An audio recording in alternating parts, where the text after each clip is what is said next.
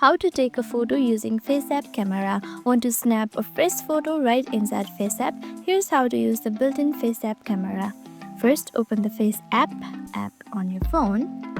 Now here on the home screen, look for the camera icon that is usually located at the bottom left corner. Now tap the camera icon to launch the FaceApp's built-in camera. Tap on Allow. Now frame your face and tap the shutter button to take a photo. Now just open the front camera.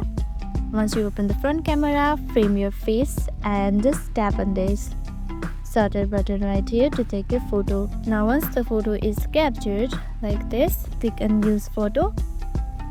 Okay, it says full face not found, but in your case just place your face in front of the camera and just edit it like that.